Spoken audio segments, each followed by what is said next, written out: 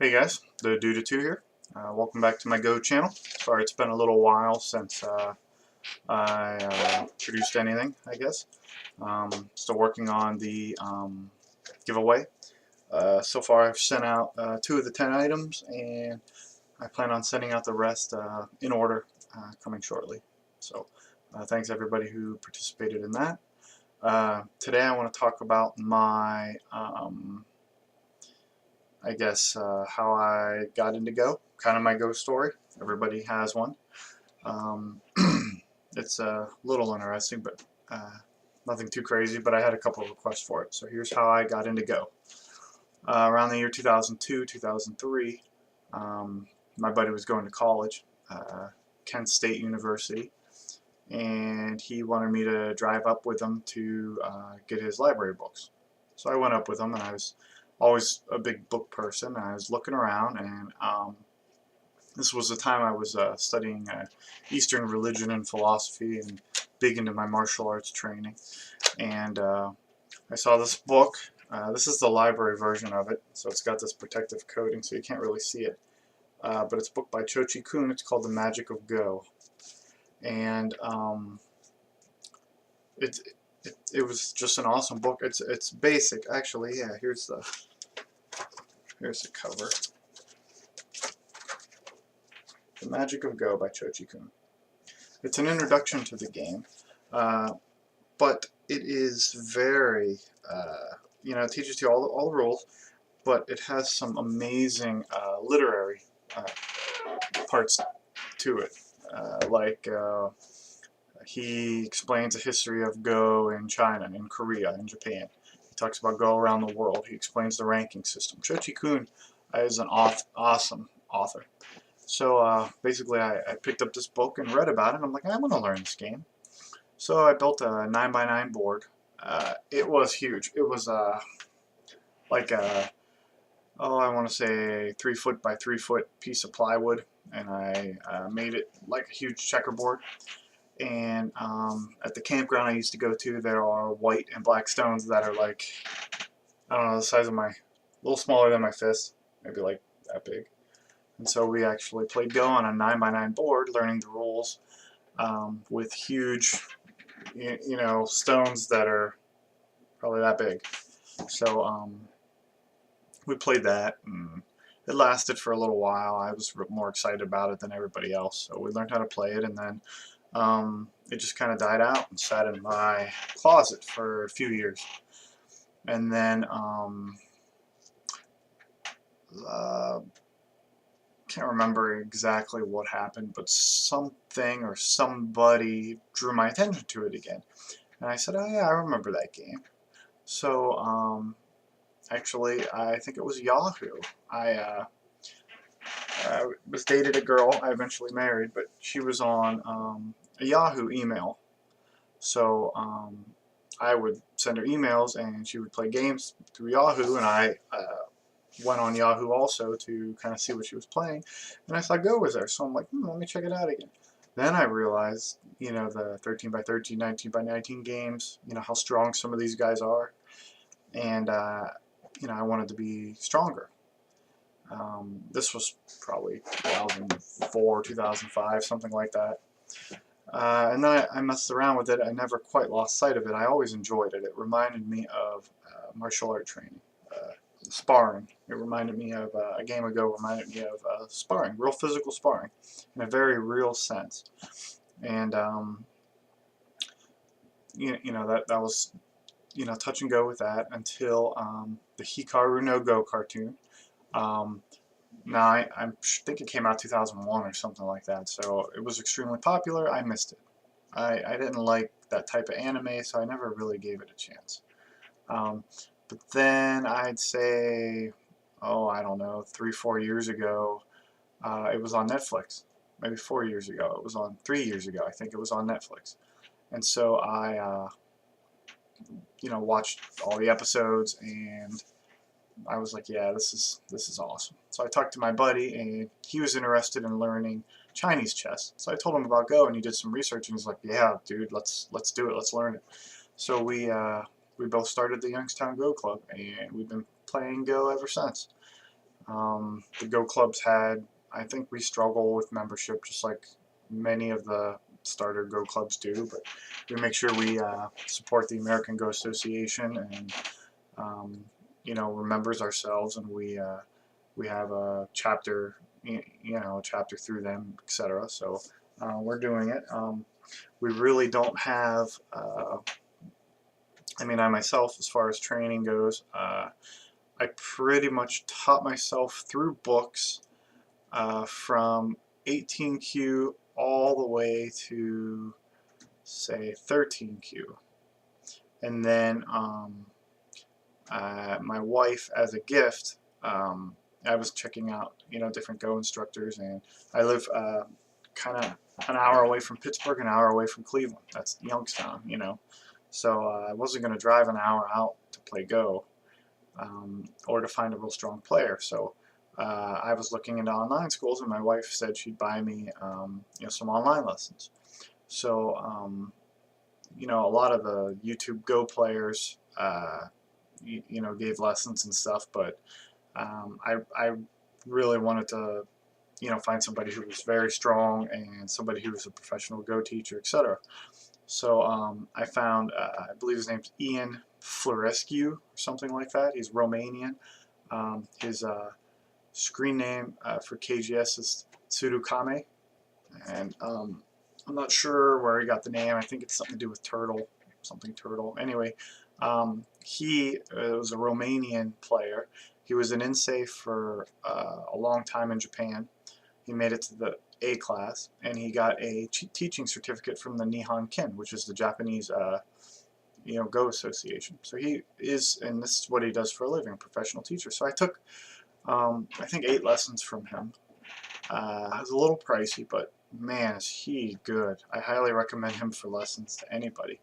So I took these lessons, and I went from 14Q to about 10Q. And then I struggled at 10Q for a long time. And then I read a book on attacking called Get Strong at Attacking. So then I've been working on my attacking skills. If we go before that, what got me from like beginner 18Q to, say, 14Q was I taught myself, and I did this through the video series here, I taught myself a couple Joseki. I found that whenever I had a strong opening, or I didn't screw something up in the corner, then my mid game was not that bad. So I would be able to win most of the time. Basically, what determined if I won or not was if I had a good corner beginning. Basically, if I didn't screw up the corner pattern or Joseki. So I made sure I taught myself at least one Joseki pattern for each of the main corners. And I think for the most part I still have one Joseki pattern for each, bare minimum. I know quite a bit more for the different ones, but I made sure I learned at least one for each. So as soon as I did that, I'd say I went from 18Q straight to 14Q, and I passed my buddy up. But he was better at the game naturally. I had to work very hard for it, but he was a natural. So he eventually caught up to me and started beating me a little bit. So I started saying to myself, what the heck's going on? Why am I losing? I'm still beating him in the corners, but he's out gaming me mid-game. So that's about when I took a couple lessons. And when I got done with those lessons, I was like 9, 10Q, something like that, like I said. And then I read that book on attacking, and I boosted my rank up to 6Q, and I was playing 5Q players. And then, as many of you are aware, I was suffering from a terrible losing streak. I lost to 6Q, 7Q, 8Q, 9Q, 10Q right in a row. And that's that's devastating. When you're consistently playing at a 6Q level, and you feel like you're doing everything the same, but you're obviously not. And you just get creamed by all these players who are supposed to be weaker than you. That hurts, and it's hard to even talk about. It hurts. I would try very hard to win, And I think that's my biggest problem, is I actually tried to win. I didn't play the game for the game's sake. I played to win. I played to kill. Um, and that's really not the way to play Go. Play to win, yes, but if all you want to do is win, you'll lose.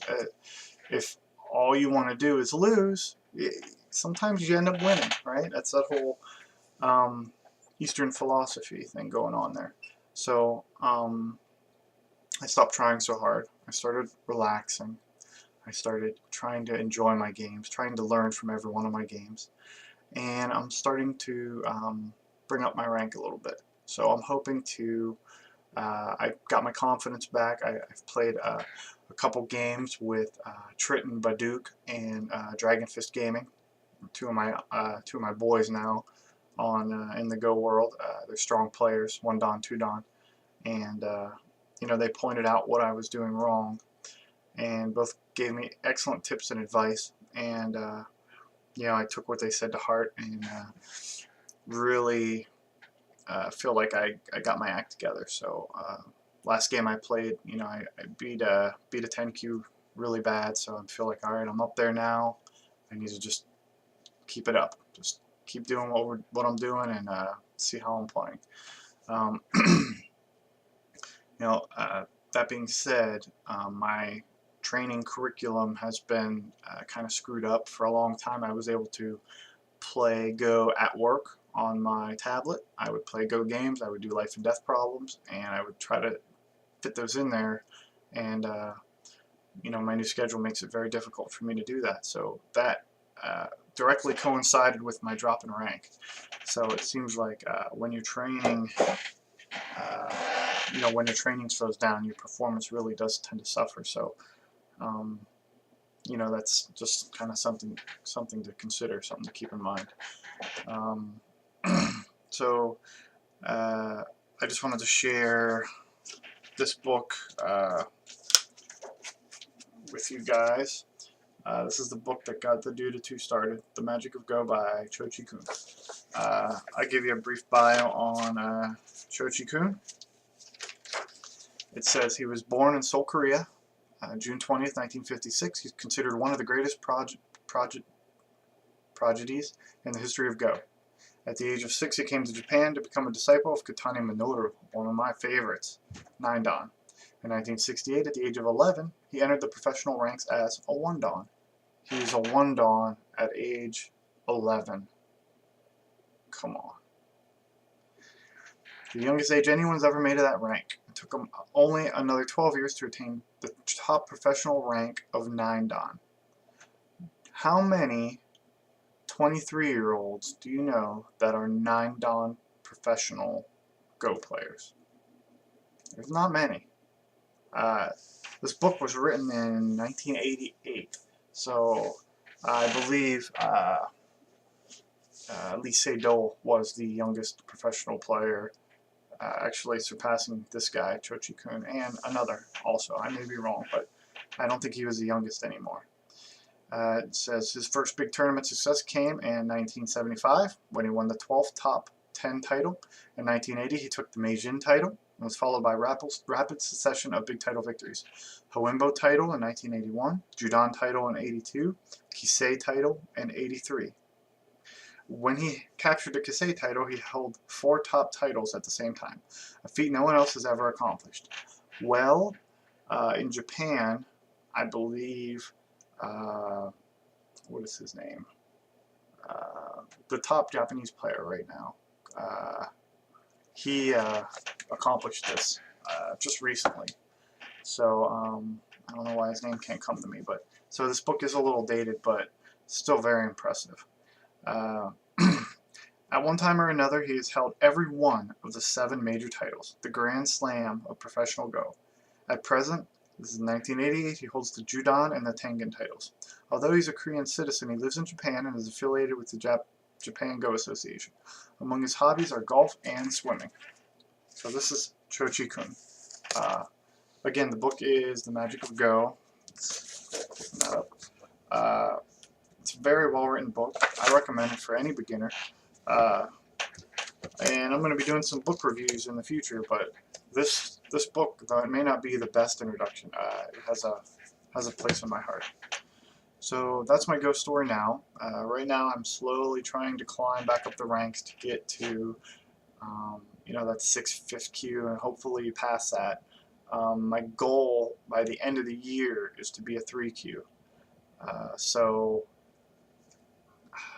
I got a tough fight, but that's my goal. That's what I'm working on.